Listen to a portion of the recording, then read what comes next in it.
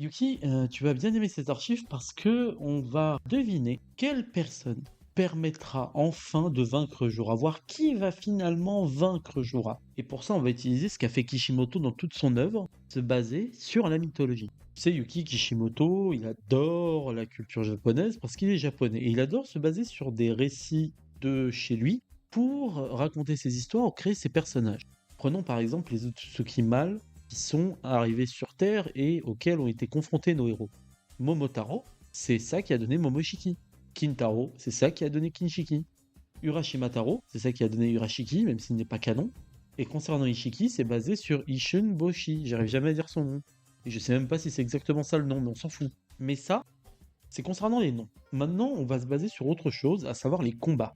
Il y a certains affrontements qui en fait sont directement tirés du folklore japonais. Par exemple, l'affrontement entre Jiraiya, Orochimaru et Tsunade.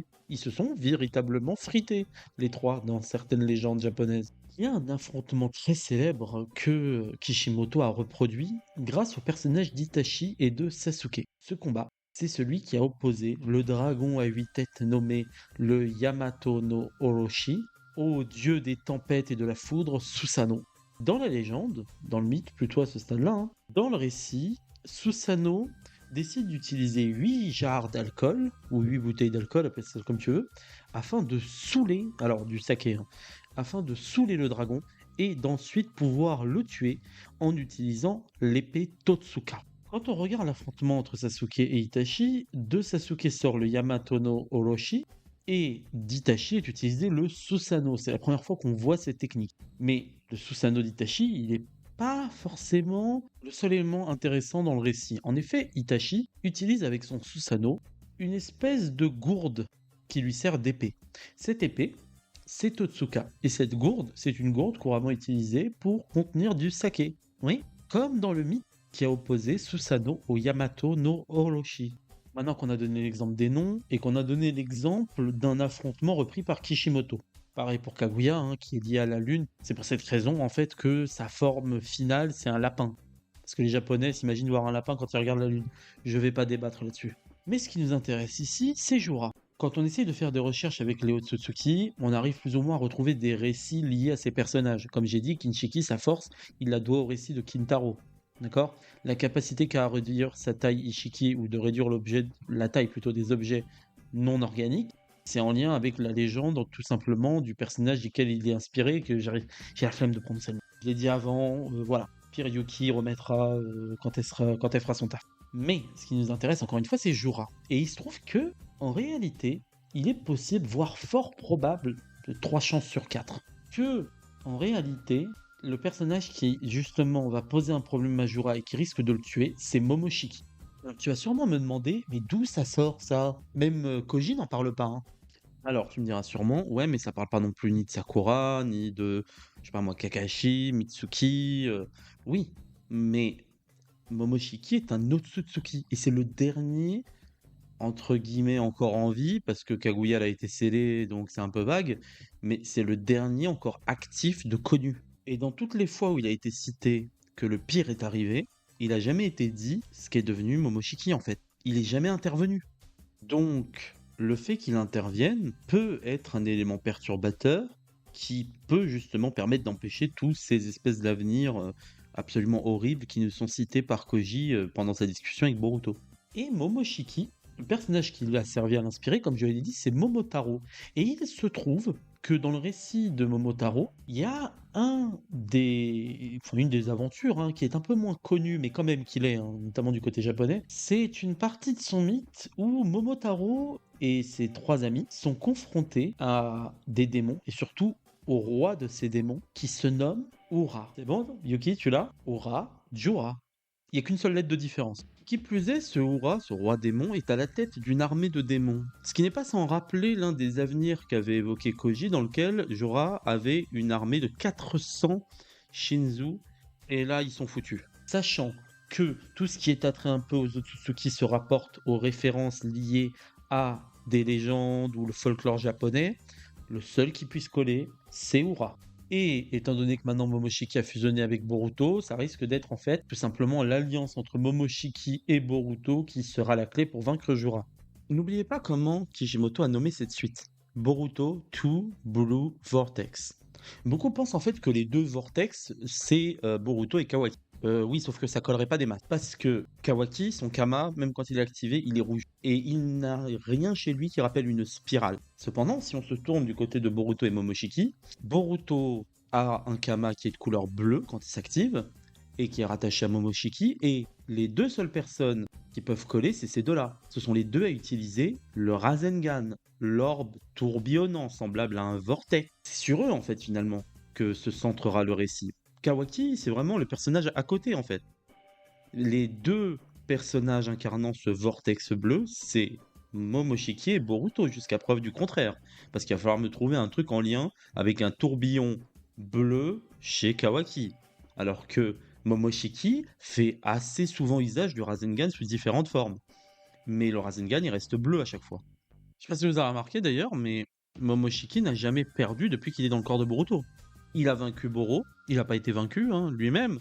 C'est Boruto pardon, qui a repris le dessus. Il a foutu une raclée à Code, et après c'est encore une fois Boruto qui a repris le dessus. Quand Ishiki est mort et qu'il a pris le dessus à nouveau sur Boruto, c'est Boruto qui a ensuite repris le dessus.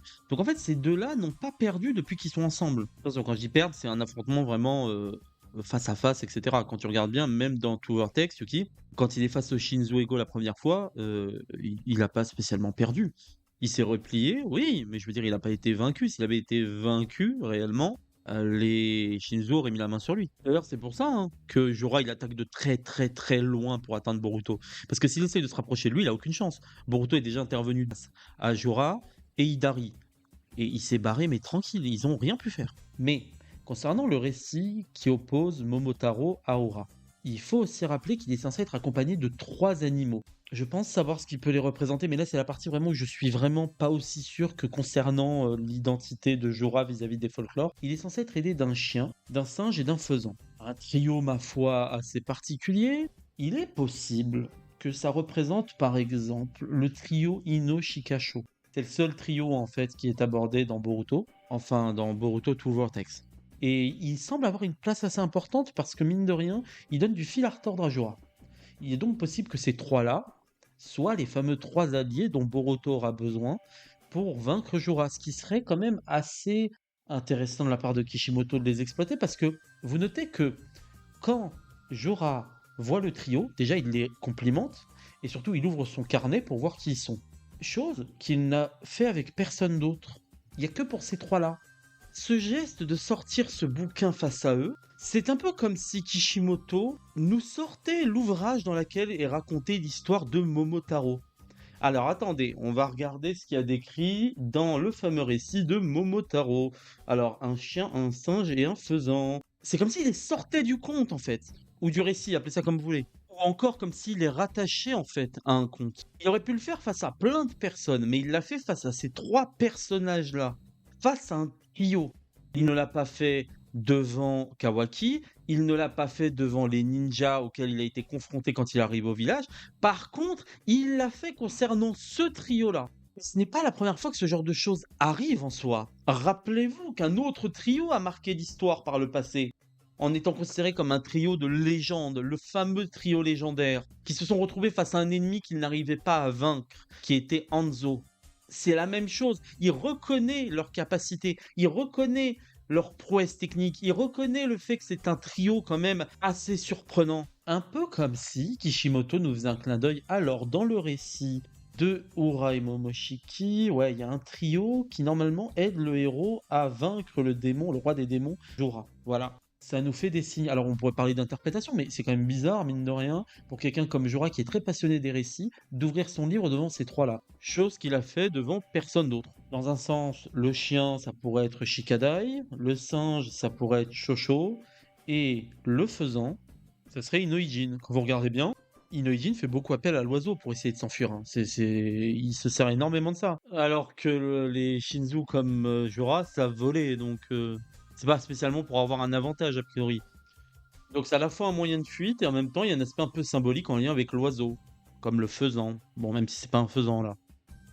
Et quand on regarde bien Shosho, je dis pas que c'est un macaque non plus, mais bon, ça peut marcher quoi en soi. Concernant Shikada et l'aspect chien, surtout qu'en fait, c'est un stratège et que, c'est lui qui pourrait coller si on prend en compte ce trio en soi.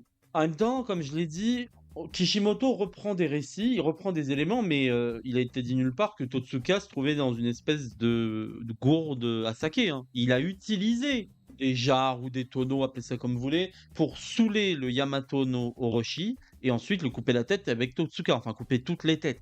Que là, l'épée, elle est dans la jarre, enfin, elle est dans la gourde. Donc, il fait de l'approximatif, Kishimoto. Il reprend le mythe, mais pas exactement à l'identique pour tous les éléments. La preuve étant que le Susanoo, dans sa forme finale, ressemble à un Tengu, hein. Le lien avec Susanoo, il a disparu. Voilà, voilà, Yuki, je te souhaite bonne chance. Tu vois, l'archive était pas longue, mais ça soulève un point qui, mine de rien, mérite d'être pris en compte. Pour le coup, ça serait beaucoup trop beau qu'il ait pris un nom, parce que Jorah, c'est pas un nom si commun que ça dans les mangas. Et c'est pas forcément un nom si commun au Japon. Et forcément, il a dû essayer de réfléchir à un prénom qui pourrait se rapprocher d'un personnage du folklore japonais. Et bon, vu que Ura est lié au récit de Momotaro, et que Momoshiki est le seul Otsutsuki encore actif, ah ouais, c'est le seul, hein. Ça pourrait coller. Du coup, là, Yuki, c'est le clap de fin, c'est bon. Merci à toi et bonne chance pour le travail.